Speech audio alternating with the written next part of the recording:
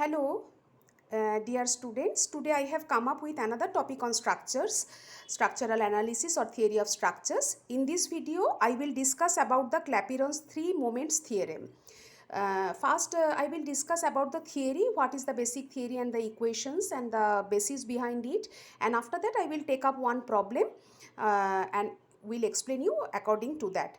And please let me know how you are liking my video. Please put your comments over there, any questions or comment over there. And if you like my video, please press the like button and also subscribe my channel and please share it with your friends if you find useful. अगर useful लगता है तो friend के साथ share करो. ठीक है, okay, चलो स्टार्ट करते हैं. आज का टॉपिक क्या है? Three moment theorem.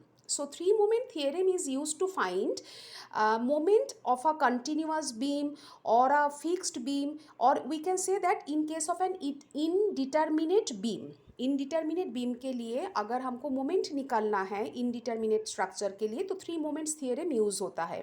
तो इसका बेसिस क्या है? फास्ट देखो, इधर एक कॉन्टिन्यूअस बीम है A B C. This is a continuous beam. Continuous beam मतलब क्या है? जहाँ पे दो सपोर्ट से ज़्यादा सपोर्ट है. तो सपोर्ट कहाँ कहाँ पे है? ए बी और सी, तीन जगह पे सपोर्ट है, बराबर. और what is this? This is a UDL, uniformly distributed load, W Newton पर मीटर. फास्ट इसका जो स्पैन है, ए बी का स्पैन है L1 और बी सी का स्पैन है L2. तो ये बीम के लिए अगर हमको बेंडिंग मोमेंट डायग्राम ड्रॉ करने के लिए बोलते हैं, so how we will do that? So this can be done by the Clapeyron's three moment theorem. तो this theorem, three moments theorem states that you see the equation MA L1 plus 2 MB L1 plus L2 plus MC L2 is equal to 6 A1 X1 bar by L1 plus 6 A2 X2 bar by L2. ठीक है. तो what is the meaning of this? इसका ये मतलब हुआ, ये MA MB MC ये क्या है? Moment. Moment at where? A B C. This three point, this are the moment का वैल्यू क्या है? MA MB MC. ठीक है. What is L1 and L2? L1 and L2 are the span, जैसे मैंने बोला है. Now what is A1 and A2? A1 and A2 क्या है? This is the area of the bending moment diagram. तो जैसे ये जो टॉपिक है ना, ये हम लोग कौन सा सेमिस्टर में पढ़ते हैं? Fourth and fifth semester. मतलब क्या, तुमको बेसिक बेंडिंग मोमेंट डायग्राम का जो है उसके लिए नॉलेज रहना चाहिए. Bending moment diagram for a determinate structure. तो वो बेसिक अगर क्लियर नहीं है तो मेरा प्लेलिस्ट में जाके basic video on SFD BMD वो देख लो, जिसका लिंक मैं डिस्क्रिप्शन बॉक्स में भी डाल दूँगी. तो उधर से वो वीडियो भी पहले देख लो. ओके, बेसिक जो है डिटर्मिनेट स्ट्रक्चर के लिए. तो देखो, यूडीएल अगर रहते हैं तो बेंडिंग और सिंपली सपोर्टेड बीम के लिए बेंडिंग मोमेंट डायग्राम ऐसे होता है. ऐसा मतलब दिस इज अ पैराबोला, बराबर. तो ये पैराबोला का जो एरिया है, मतलब ए बी स्पैन में पैराबोला ये होगा, तो ये पैराबोला का एरिया इज A1 और ये पैराबोला का एरिया है A2. और x1 x2 क्या है? x1 x2 is the centroidal distance of the free BMD from A and C. This is very important. इसका सेंटर कहाँ पे रहेगा? This is a symmetric parabola. तो इसका सेंटर ये पॉइंट से कितना दूर है और इधर ये पॉइंट से कितना दूर है? मतलब not from B but from the C. ठीक है. सो ये जो इक्वेशन है, ये इक्वेशन का हर एक नोटेशन का हर एक जो अल्फ़ाबेट है उसका मीनिंग हमको समझ में आ गया. ठीक है. जैसे मैंने एग्जाम्पल के जरिए में इधर मैंने समझाया कि ए बी के लिए देखो, बेंडिंग मोमेंट डायग्राम एक पैराबोला जैसे मैंने बोला है. तो इसका वैल्यू क्या होता है? Maximum bending moment value over here क्या होता है? WL²/8 होता है, बराबर. WL²/8 होता है ना. तो ये जो WL²/8 होता है, तो एरिया का वैल्यू कैसे होगा? एरिया होगा 2/3 इंटू बेस. ये बेस का ये क्या होगा? That is L1. और हाइट क्या रहेगा? WL1²/8. तो ये क्या आ जाते हैं? WL1³/12 है ना. 2 और 8 काटोगे 12 आ जाएगा और इधर WL1³, बराबर. x1 क्या होगा? देखो, in case of this symmetrical parabola the x1 value is the mid point, that is the L1 अगर स्पैन है उसका बीच में ही इसका सेंट्रॉइड या सेंटर रहेगा. तो 6A1 x1 का ये जो वैल्यू है, इसका वैल्यू क्या आ जाएगा? इसके वैल्यू आ जाएगा WL1² डिवाइडेड बाई 4. ठीक है. अभी ये डायग्राम की तरफ थोड़ा नज़र डालते हैं. देखो, ये जो बीम हम लोग जब कॉन्टिन्यूअस बीम का जब थ्री मोमेंट थियरम अप्लाई करके करेंगे, सबसे फास्ट स्टेप क्या है? फास्ट स्टेप ये है, तुम सब भूल जाओ. व्हाट आर द सपोर्ट, क्या क्या है सब भूल जाओ. अगर इसको सिंपली सपोर्टेड बीम एज्यूम करके और लोडिंग में उसका बीएमडी कैसे बनता है वो तुम पहले ड्रॉ करो। This is the first step. तो इसको हम लोग बोलते हैं फ्री बीएमडी, मतलब जहाँ पे हम लोग नहीं सोच रहे कि जो सपोर्ट है वो कैसा सपोर्ट है, हिंज है, रोलर है, फिक्स्ड है, वो हम लोग नहीं देखेंगे। हम लोग सिर्फ इतना सोचेंगे जो दो या तीन जितना भी स्पैन रहेगा, तो इंडिविजुअल स्पैन को सिंपली सपोर्टेड बीम पकड़ के हम लोग पहले जो लोडिंग दिया है उसके लिए बीएमडी ड्रॉ करेंगे, that is called the free BMD. Next हम लोग क्या सपोर्ट बीएमडी ड्रॉ करेंगे। जैसे मतलब देखो ये जो है ना ए और सी, ये क्या है, अभी दिखाई दे रहा है कि this is a simply supported, मतलब रोलर या हिंज वो रहेगा, तो उसमें तो मोमेंट कुछ रहता नहीं है। So here it will be zero, here it will be zero. पर बी में याद रखो, बी में हमेशा एक मोमेंट रहेगा। So what will be the support BMD, support BMD will be like this way, right. तो उसके बाद हम लोगों को कॉम्बाइन बीएमडी ड्रॉ करना पड़ता है, ये और ये। अच्छा, इधर और एक चीज़ तुम लोग ध्यान में रखो, ये जो है ना जो लोडिंग के लिए जो हम लोग बीएमडी ड्रॉ करते हैं which is called as the free BMD, ये क्या होता है, simply supported beam for a loading, it creates a sagging moment, मतलब ये हमेशा पॉजिटिव होता है, पॉजिटिव, बराबर। जबकि ये जो सपोर्ट है, इंटरमीडिएट जो सपोर्ट है, इसमें हॉगिंग बेंडिंग मोमेंट डेवलप होता है, so this is minus always, ठीक है। तो ये कॉम्बाइंड बीएमडी फिर ऐसे बन जाएगा। तो ये तो मैंने बता दिया कॉन्टिन्यूअस बीम के लिए कैसे करते हैं, मैंने 2 स्पैन के लिए इक्वेशन समझाया। अभी ये मल्टीपल स्पैन के लिए, मतलब 3, 4, 5 कितना भी स्पैन दे हम उसके लिए कंटिन्यू कर सकते हैं। लास्ट जो चीज़ मैं बताना चाहूँगी, देखो ये तो मैंने continuous beam is one type of indeterminate beam, पर फिक्स्ड बीम भी होते हैं ना जो इनडिटर्मिनेट कहते हैं। अभी फिक्स्ड बीम के केस में ये थियरम हम लोग कैसे लगाएंगे, थ्री मोमेंट्स थियरम कैसे लगाएंगे। देखो इधर मैंने दिखाया, ये देखो इधर एक फिक्स्ड बीम है, बराबर, इधर एक फिक्स्ड बीम है।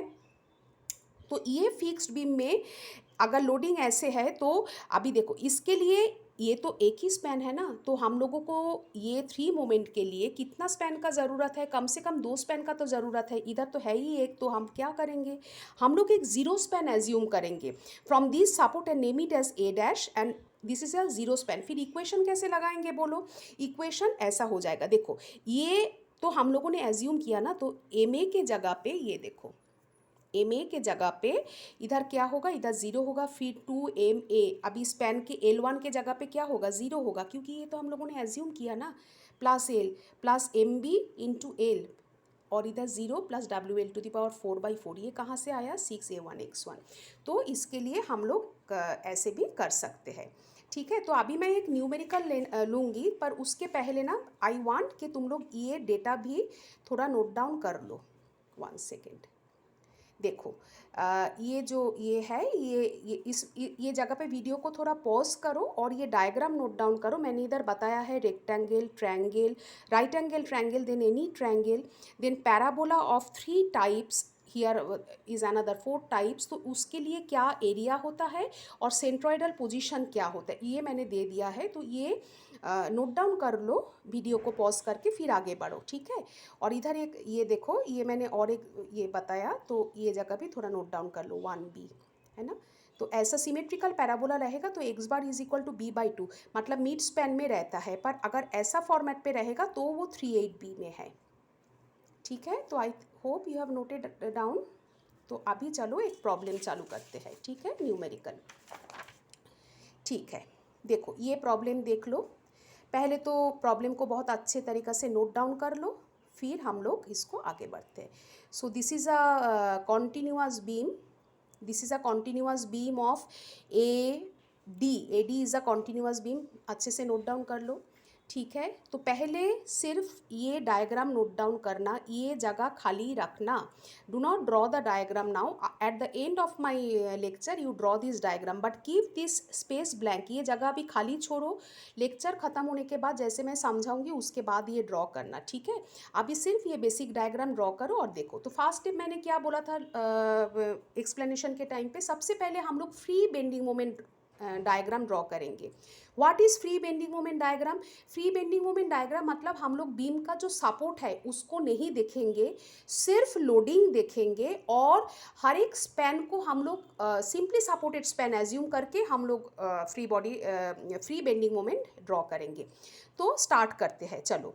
AB स्पैन देखेंगे, हाँ, B, this is the span A B. A B span के लिए क्या लोड है, 18 किलो न्यूटन लोड है, 4 मीटर और इधर 2 मीटर। देखो इसमें तो अगर ऐसे इसको सिंपली सपोर्टेड लेंगे और इसका बेंडिंग मोमेंट फिर क्या होगा, इसका बेंडिंग मोमेंट होगा देखो W into A into B divided by L, मतलब 18 इंटू 4 इंटू 2 डिवाइडेड बाई 6, तो ये 24 आ गया।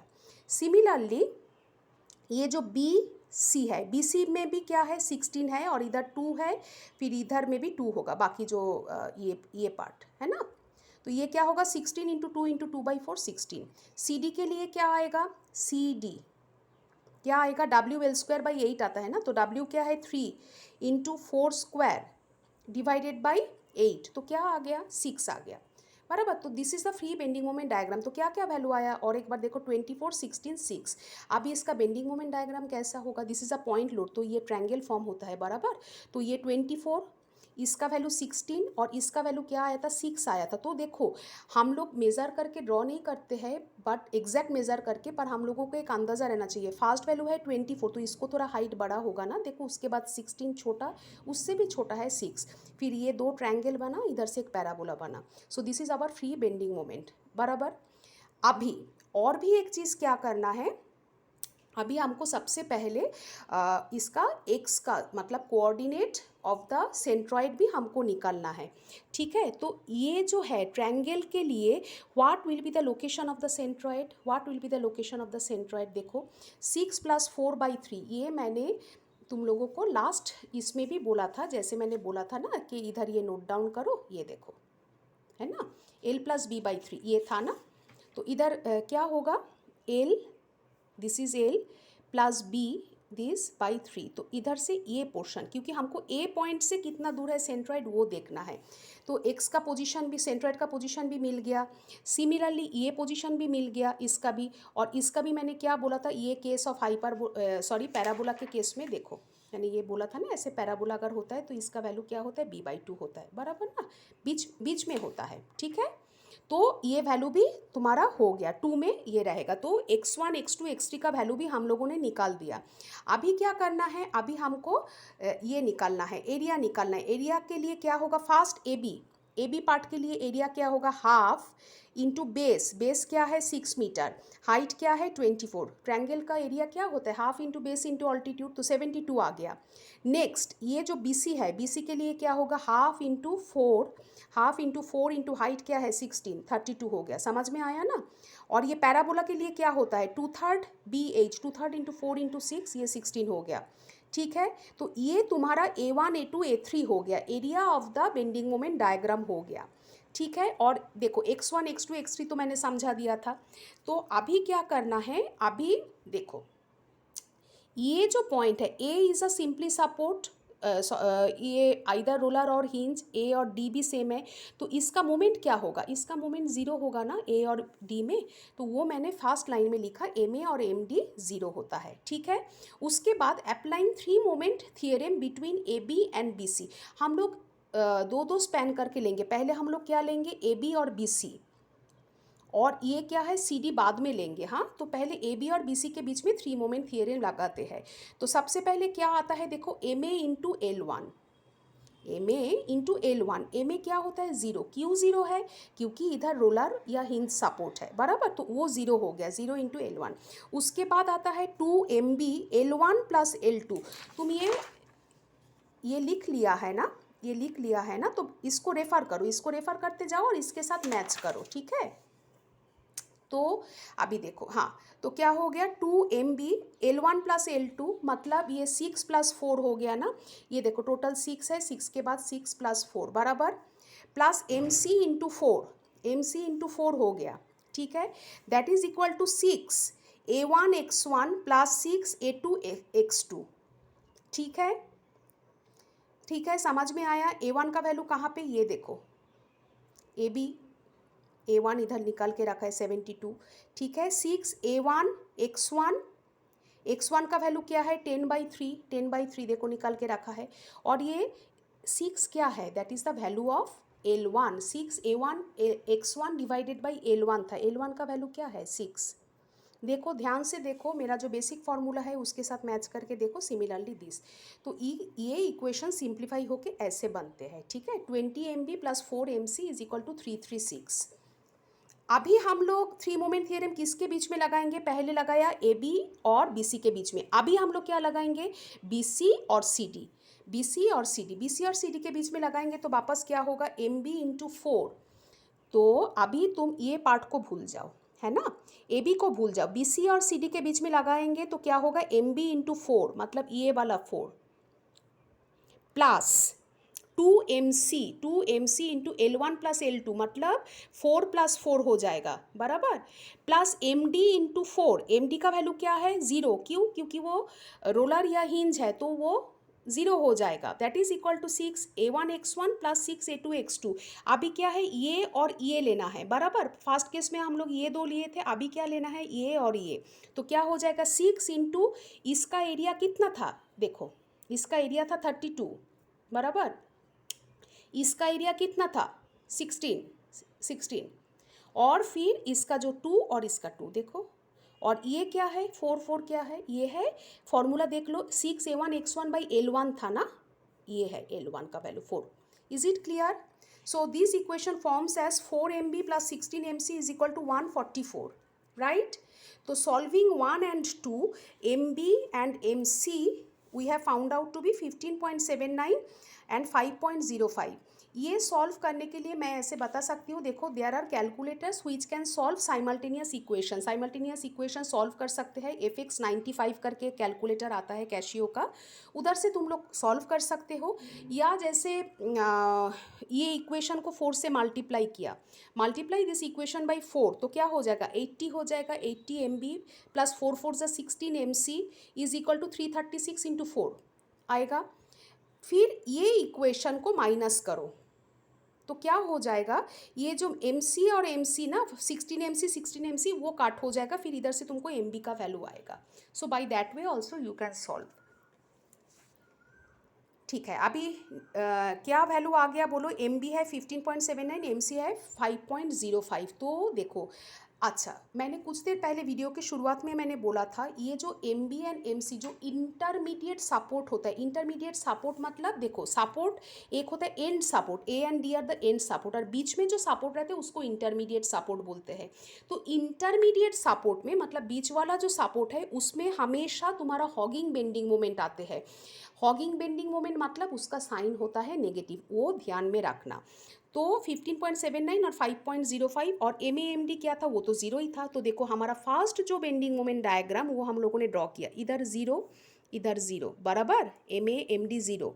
अभी B में कितना आया? 15.75, C में कितना है? 5.05। तो इधर से ऐसे लाइन खींचना, इधर ऐसे सब पैरेलल लाइन खींचना है ना। तो फिर इसमें 15.79, इधर 5.05, फिर ये तुम्हारा एक बेंडिंग मोमेंट डायग्राम ये हो गया, which is due to support.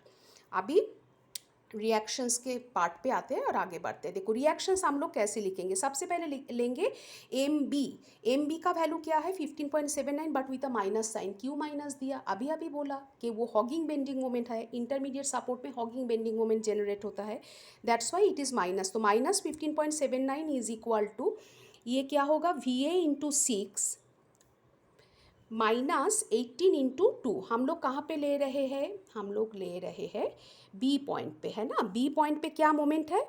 15.79। तो कैसे होगा? VA इंटू 6 माइनस 18 इंटू 2, और ये माइनस होगा हॉगिंग के लिए। तो VA का वैल्यू 3.368 आ रहे हैं, राइट। VA का वैल्यू 3.68 आ रहे हैं। तुमको अगर दिखाना है तो कैसे कैलकुलेशन आ रहे हैं, तो 18 2 ज़ा 36, है ना। तो ये इधर जाएगा तो क्या हो जाएगा? 36 minus 15.79 is equal to this divided by 6। देखो, 3.368 है ना, 3.368 ये आ गया। अभी भी M B is equal to minus 15.79, ये क्या हम लोगों ने ये साइड से देखा, अभी ये साइड से देखते हैं तो क्या होगा? VD, ये जो है VD इंटू 8, है ना, फिर 16 इंटू 2, फिर 3 × 4 प्लस 2 इसका बीच में रहेगा, है ना, तो 4 + 2 6 ये। तो ये तुम्हारा और एक इक्वेशन बन गया if you are looking it from B D. अभी नेक्स्ट चलो, ये इक्वेशन अभी हम लोग सॉल्व नहीं कर सकते क्योंकि सी और डी दोनों अननोन हमारे पास है, तो वी नीड अनदर इक्वेशन। तो एम सी में जाते, एम सी कितना वैल्यू आया 5.05, again minus because hogging moment. तो एम सी में अगर हम लोग जाते हैं मोमेंट लिखते हैं तो कैसे करेंगे, देखो वी डी इंटू 4 -3 × 4 × 2, 3 × 4 तुम्हारा लोडिंग हो गया, और मोमेंट लोगे तो इसका बीच में मतलब 4/2 मतलब 2 हो गया। तो ये वैल्यू क्या आ जाते हैं, देखो ये वैल्यू हम लोग कैलकुलेट करके देखते हैं।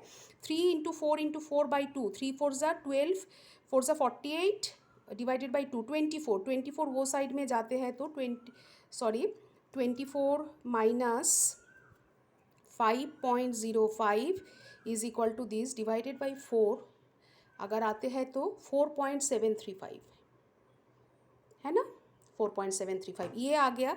अभी ये वैल्यू इधर पुट करो, दिस इक्वेशन में पुट करो, तो वी सी का वैल्यू ऐसे आ जाएगा, ठीक है। वी डी का वैल्यू क्या आया 4.735, ठीक है, इंटू 8 हो गया, ठीक है, -32, ठीक है, फिर इक्वल टू दिस, फिर ये क्या हो गया 3 4 ज़ा 12 6 72 -72 ये हो गया, है ना। फिर ये साइड में जाएगा तो पॉजिटिव हो जाएगा, तो 66.1 माइनस 15.79 50 डिवाइडेड बाई 4 12.5, ठीक है ना।